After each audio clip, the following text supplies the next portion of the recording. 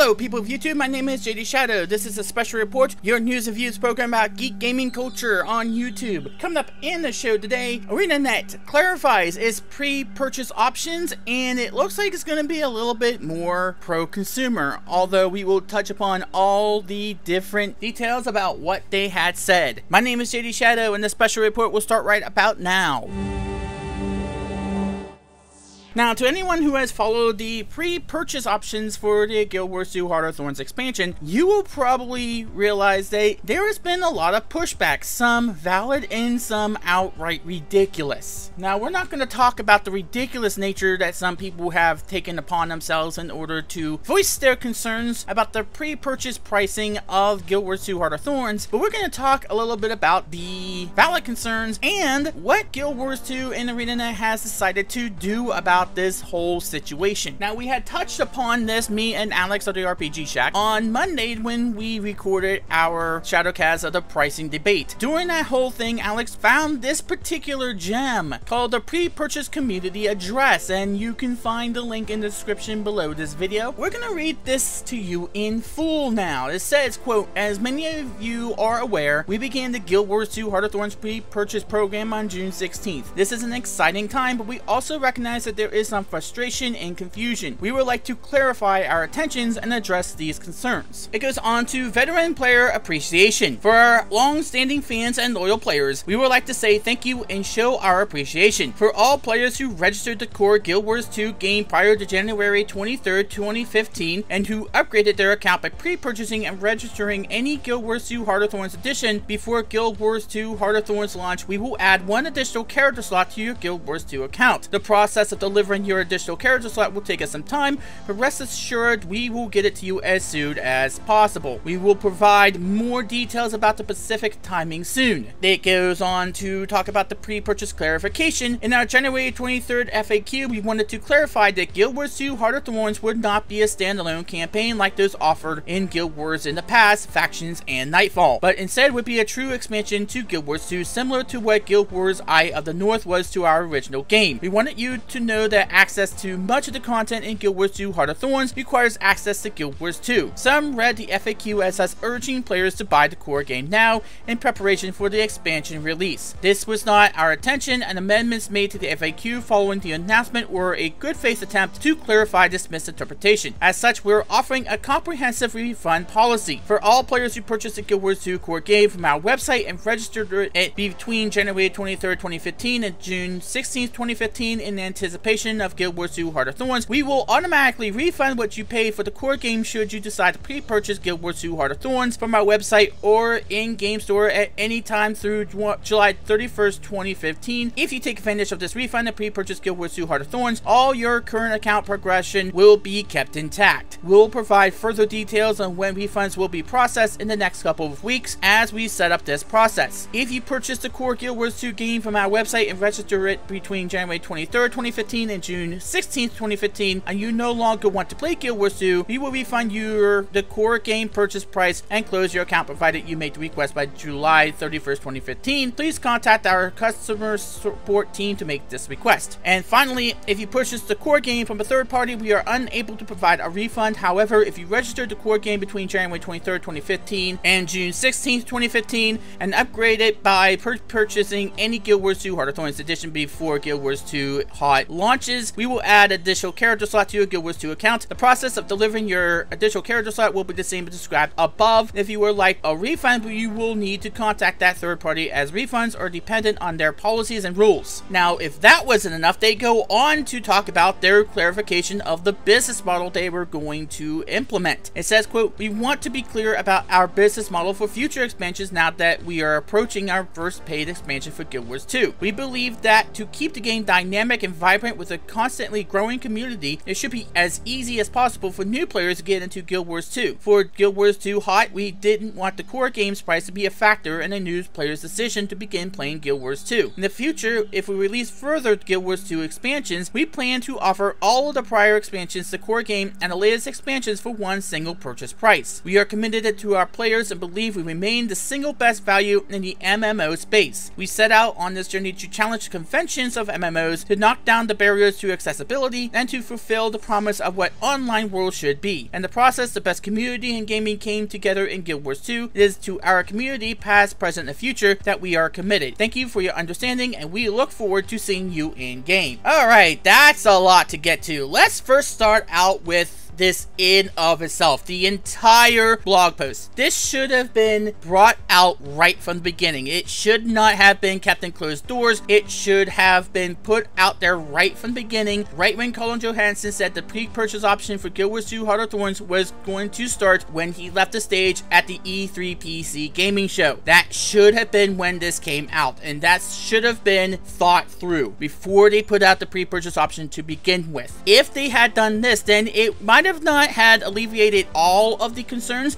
but most people would have been pretty much satisfied. And from what I've seen so far, a lot of people seem sort of satisfied that this has came about. But there are a few minor concerns, and we will address those here in just a minute. But this has to be put on the fault of Arenanet. This has to be their responsibility, and they have to be the ones to take the blame for it. Now, I'm not saying that the trolls who went about and harassing the developers of Arenanet were justified in doing so. We should all look to having a rational discourse and not go into threats and vitriol and those types of means in order to get our point across. That is never okay. That should never be. So that is all we got to say about addressing the other idiots that decided to go about addressing their concerns in that way. However, there are the majority of those who were legitimately concerned and had a fair point to put across there. So let's get first of all to the biggest one, the veteran player appreciation, that says that if you purchase Guild Wars 2 before January 23rd, 2015, they would give you an additional character slot if you pre-purchase Guild Wars 2 Heart of Thorns. That was one of the major concerns. Or Peachy had also said that she would have loved to see them put upon a additional character slot because of the implementation of the Reverend that is going to come about when Hot drops. But there were some ways around it to delete a character that you did not like. But the other thing is, what if you liked all 5 of your tunes that you made and you wanted to make another one, and you saw that the deluxe edition had an additional character slot whereas the standard edition did not? You would probably feel forced into picking up the deluxe edition for that additional character slot, or maybe the ultimate if you wanted the gems as well. Now, you may be saying that because Arenanet does charge for those character slots through the gem store, that they might be losing money if they gave you the additional character slot on the standard edition. But keep in mind of what WoW did when Mists of Pandaria launched. We did get the monk class, giving you 11 classes to choose from, but only 10 slots. Some people would like to have 1 character slot for each class. That way they can experiment with every single class, and maybe they liked playing all classes. Maybe everything is a variety to them. So what did WoW do? They kept the 50 tune account limit in place, but they added a character limit slot to the server limit, giving you 11 characters per server, per realm, or whatever you want to call it. So now you can make your monk class without having to go to a new account, because quite frankly, they did not have the mega server available. They did not have that sort of thing in place. So you might want to make a monk and still be in your guild that you had on your realm at that point in time. Now, that may be a bit of different circumstance in WoW's case, but it still is an additional slot for you to use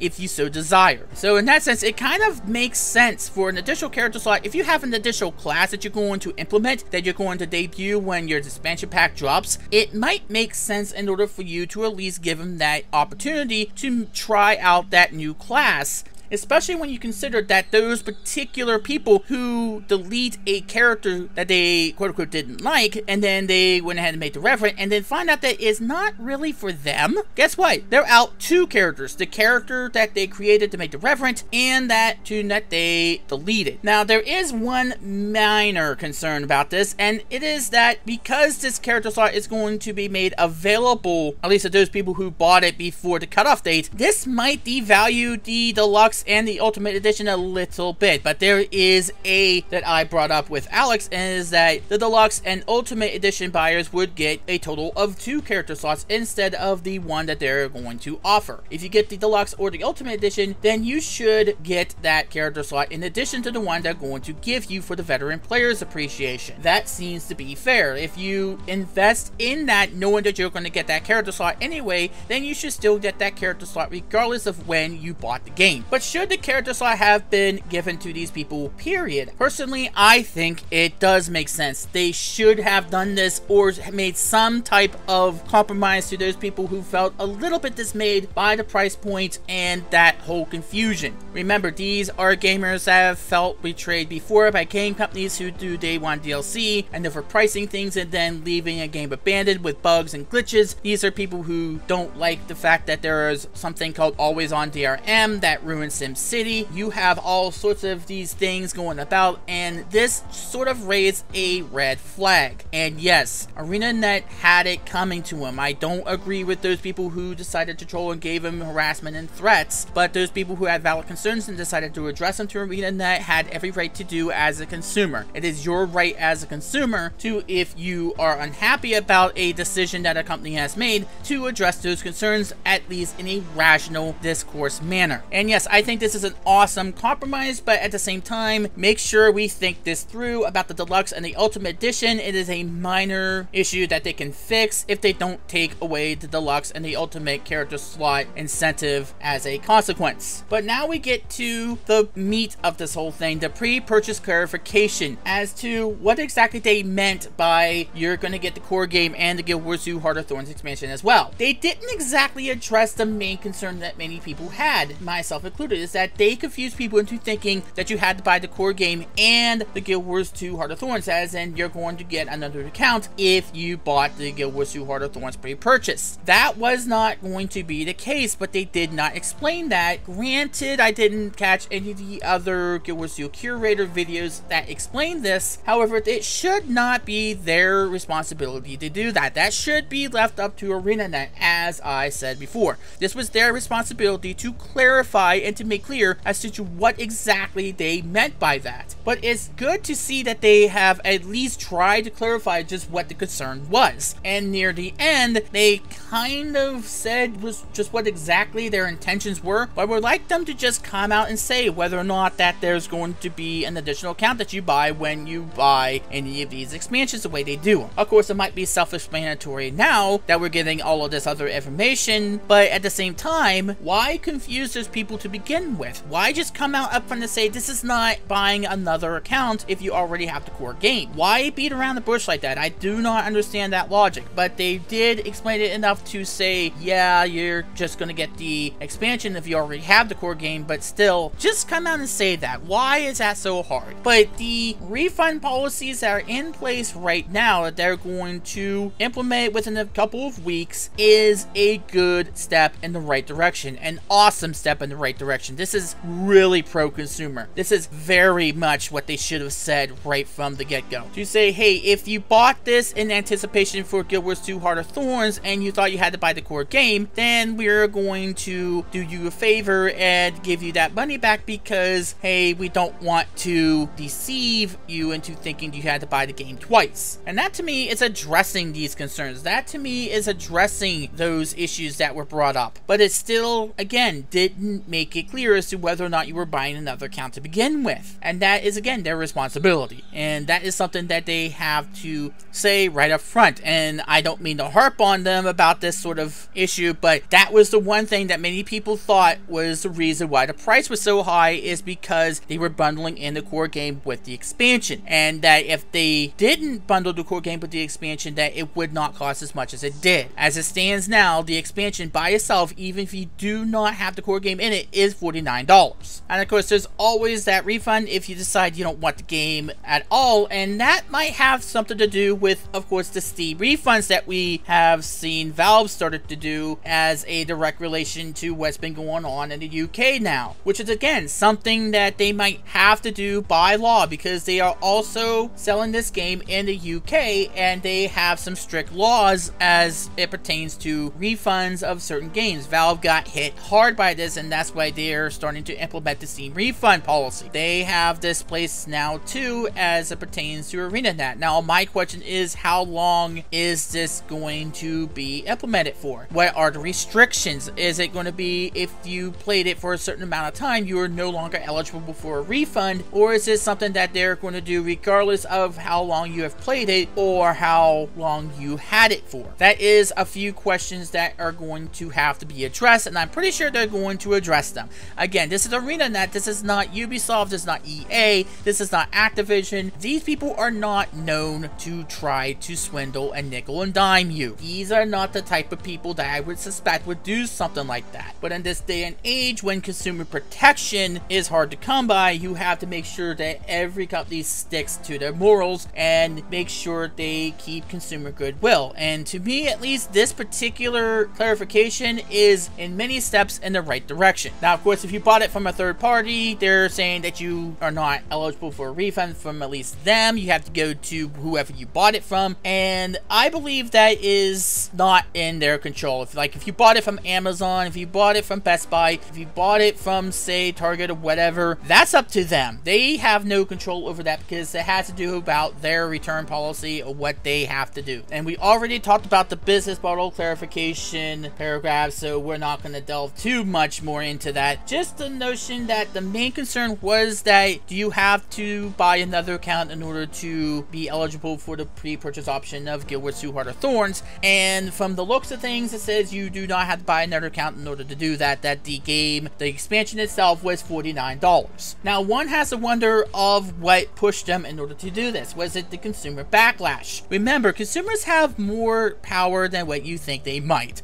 They use stuff like change.org. They are more conscious with their money. They don't have the disposable income that they used to. People would be more than willing to buy an expansion for Guild Wars 2 Heart of Thorns, but if they feel like they're being swindled, if they're feeling like they're being ripped off, they have every right to address those concerns in a reasonable, rational manner. They have every right to tell Arenanet, hey, you might want to reconsider this pricing model because all that the mainstream gamers have seen so far out of Heart of Thorns by the PC gaming show is, of course, the guild halls, and that's all they have seen. And we have yet to see the challenging group content, even for people who are in the know about everything, who follow this regularly, who saw the PAX South reveal, who saw everything on the ready ups and the points of interest. They know all these things. They still haven't seen the group content. They still haven't seen what they mean by challenging group content. But for those people who saw one of the biggest trade shows in the year, E3, that's all they saw was the guild halls, and now they're saying you have to commit to $50 in order to buy something that many people don't know everything about yet. And though many of us who are in the know about Guild Wars 2 are probably going to pick it up anyway, even at that price, to some people that is a lot to commit to. And you have to at least clarify what it is you're going to get in the expansion. The main people who have never picked up Guild Wars 2, who have just picked up recently in the anticipation for, hey, there's going to be some new content in the works. You have to make that clear. You got to. You have to make it clear what the pre-purchase option means and what getting the core game as long with the expansion means. You have to make it clear that it's not buying a new account for those people who already have one. This could have also been their own choice. They probably have saw, hey, we're doing something wrong. There's something bad about this and we might have to fix it. And we see that this was a PR blunder, which it was by every stretch of the imagination. So I have to assume that some of this had to come from NCSoft, their publishing company. We talk a lot about Arenanet. We talk about Arenanet this, Arenanet that, about Guild Wars 2. But we kind of forget that they do have a publisher. We kind of forget that NCSoft is their boss. And if they see that something is going amiss about the consumer backlash, then they might be saying to Arenanet, you know what, you might want to do something about this because we're getting hit by this too. And it may mean their bottom line is going to suffer as a direct result. You might want to do something about that. A lot of people do suspect that that is why that they came to a compromise in World of Warcraft Warlords of Draenor to implement flying mounts again in that land. I think they should have done that from the beginning. They should stop trying to please the world PvPers in that game by doing that. What purpose does that serve other than make things more tedious for people who go through those zones every single time and have no other challenges in those zones that they have to go on foot or by ground mount in because some elitist prick decided they were going to make it more tedious than challenging for those people. Many people say it was either Chris Meltson who came in with that, or it was somebody from Activision, and this could be the same thing here. NCSoft could have just went and said, you know what, Arenanet, you might want to do something about this before it gets any worse. And I might be inclined to say it might be a combination of those three. They probably saw the writing on the wall. They probably thought that that was not consumer goodwill without needing any help from any consumer or NCSoft, and it could have come from NCSoft themselves saying, hey, something needs to be addressed here. Whatever the purpose is, this is entirely pro-consumer. Let's not get carried away with saying, hey, they should explain it better, or there's still little things you need to sort out with the Deluxe and the Ultimate Edition now that you're offering the character slot for the veterans that bought this before a particular date. All that notwithstanding, this is a terrific pro-consumer move by Arenanet, and they should be commended for this, but they also need to learn from their mistakes. They cannot afford to do these blunders all the damn time, because if they keep doing them, people are not going to believe them anymore. They still need to clear up a few things, but these are minor things that perhaps they can fix with a few small details. But the main thing is, again, they have to be a little bit more clear about what core game means to those people who already have the core game. Does that mean another account? Does that mean they're going to just get the expansion while everybody else who doesn't have the core game is going to get it? What does that mean? And you shouldn't have to depend on the curators and your partners to do that. And finally, regardless of what Arenanet does with Guild Wars 2, please do not blame the curators for this. Please do not blame the partners for this. Just because they are funded by Arenanet does not mean they have a clause in their contract stating that they cannot be negative about the game. They do criticize the game. And to be quite honest with you, if any of those people, if Inks, if Peachy, if Ballgarter, if any of those people had that clause in their contract, they would have been revoked of that contract a long time ago. Let me tell you, because they have criticized the game a lot. I mean, if Peachy had that clause in her contract and she said something about the lack of a character slot, which she had criticized Arenanet about, they were revoked it then. They were revoked anything that Alex has had, or Corvus has had, or anybody in between has had. Remember, this is not an act of nepotism. These people generally love the game and they generally are positive about the game. They will criticize it. They are not going to let a company, whether it's Arenanet, EA, or anybody else, walk over you if they feel like you are being ripped off. And we are required by law to tell you about any paid promotional deals. We are required, first of all, by FCC regulations in order to tell you whether or not we're taking a paid promotional deal, and by many MCNs. I'm affiliated with Maker Studios, and one of their requirements is if you take a paid promotional deal, you always have to tell people that you are taking a paid promotional deal. You are allowed to take those. There's no problem with taking those, but as long as you tell people that you are taking them and you let the people judge your viewpoint about those particular games with that in mind, then you are completely free to do whatever the hell it is you want to do with that paid promotional deal, as long as you tell people that you are taking it. That is not just something that we choose to do, and we would choose to do it regardless of if it was the law or not, but it is the law. It is something that YouTube implements. It is something that Maker Studios implements. It is something that Arenanet implements, and it is something that the FCC requires you to do. So please do not blame the curators or the partners or whatever, because they do generally love the game and they want to get the best out of the game. They want you to get the best out of the game, and above all else, they are for the players. Yes, you can criticize them for possibly being a little bit too positive about the price point, and yes, they could have criticized them a little bit more than what they did, but at the end of the day, that's just because they generally felt as though it wasn't as unfair of a price point as some others might have. And you know what? That is completely fine. That is completely fine. It is a difference of opinion. It is not because they're trying to shill the game to you. They generally do love the game and they want people to experience the same thing they have. That is it. That is all there is to that point. And even if Arenanet had that particular clause in their contract, you wouldn't think that they would not get crap for that if it were to ever be found out. I don't think they would be able to hide that for very long. I'm pretty sure if Arenanet did something like that, then they would no doubt get the heat for that. After the stuff that Total Biscuit went through, I can no doubt assure you that something like that would be frowned upon and would be called out in the worst possible way. And rightfully so. Let's all calm calm the hell down. It is not the worst thing in the world. As a matter of fact, the $49 price point isn't the worst thing that could have possibly have happened. It is not the worst thing they could have possibly have done, and it's not the worst price that could have came through.